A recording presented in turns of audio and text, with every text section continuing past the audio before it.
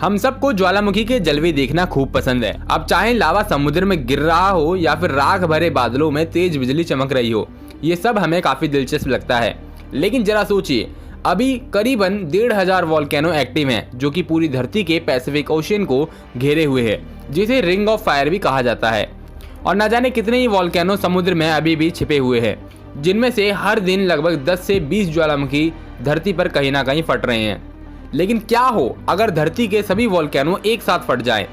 क्या कोई जिंदा भी बच पाएगा या नहीं? जानने के लिए YouTube channel the science system की इस न्यू वीडियो को एंड तक जरूर देखिएगा। अगर सभी वॉल्केनो एक साथ फटें तो इसके कई सारे एडवर्स इफेक्ट देखने को मिलेंगे, क्योंकि यह एनवायरनमेंट को बैडली इफेक्ट करेगा एंड लोगों के बचने की उम्मीद भी काफी कम हो जाएगी। वॉल्केनो से दो सबसे बड़ी मुसीबत निकलकर सामने आएगी। पहली ज्वालामुखी की राख और दूसरी ज्वालामुखी से निकलने वाली जहरीली गैसें। जबकि ज्वालामुखी में विस्फोट होने पर आसमान से बरसता दहकता लावा आसपास के लोगों के लिए घातक साबित होगा। और यह सभी चीजें जब एक बड़े पैमाने पर होगी तो क्लाइमेट चेंज को होने से कोई नहीं रोक पाएगा।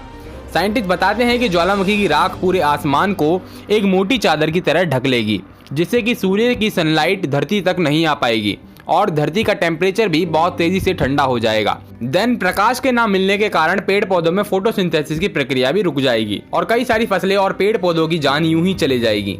और बुरी खबर ये है कि ज्वालामुखी से निकली यह राख वातावरण को लगभग 10 से भी ज्यादा साल तक के लिए एक मोटे कंबल की तरह ढक लेगी। फिलहाल के लिए हमारे पास छोटे छोटे ज्वालामुखी भी हैं, जिनके फटने पर कोई ज्यादा राख या लावा नहीं निकलता है, जैसे कि हवाई का ज्वालामुखी। बट धरती के 1500 वॉल्केनो की राख पूरे धरती को ढककर उसे बर्बाद कर सकती है।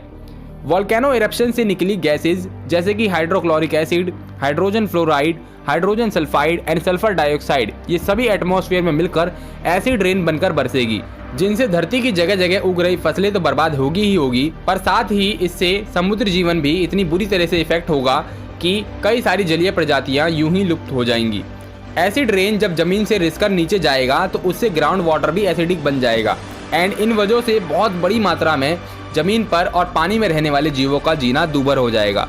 एंड आपको जानकर ये हैरानी होगी कि समुद्री जल के अम्लीय यानी कि एसिडिक हो जाने और वॉल्केनो में इरप्शन होना, यह दोनों घटनाएं आपस में जुड़ी हुई हैं, क्योंकि 201 मिलियन साल पहले शुरू हुए ट्राइजेक पीरियड से लेकर 65 मिलियन साल पहले खत्म हुए क्रेटेशियस पीरियड के बीच में हुए मास एक्सटिंक्शन में यह ज्वालामुखी विस्फोट और अम्लीय समुद्री जल तब के जीवों की विलुप्ति का एक बहुत बड़ा कारण बना था।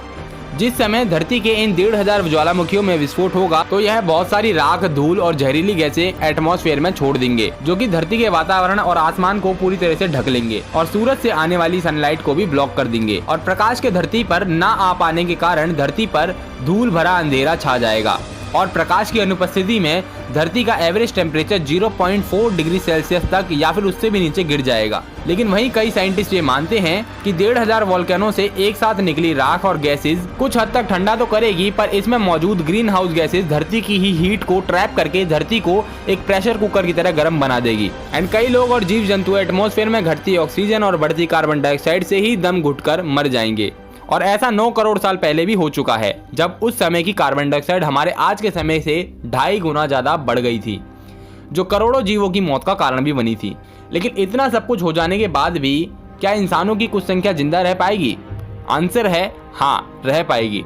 पहली जनसंख्या तो वो जो धरती से दूर अंतरिक्ष में किसी स्पेस स्टेशन में चक्कर लगा रही है, और दूसरे वो लोग बच जाएंगे जो प्राकृतिक आपदाओं या न्यूक्लियर अटैक से बचाने वाले अंडरग्राउंड बंकरों में छिपकर एटमॉस्फेयर के साफ हो जाने तक का इंतजार करेंगे। लेकिन इन जिंदा बचे लोगों से ज्यादा लकी वो लोग होंगे जो कि ज्वालामुखी विस्फोट में मर चुके होंगे, क्योंकि इन बचे कुचे लोगों का धरती के खराब माहौल में वापस से पनप पाना लगभग नामुमकिन सा ही होगा। बट आई होप कि ये ह्यूमंस हर मुश्किल का हल ढूंढ ही लेंगे।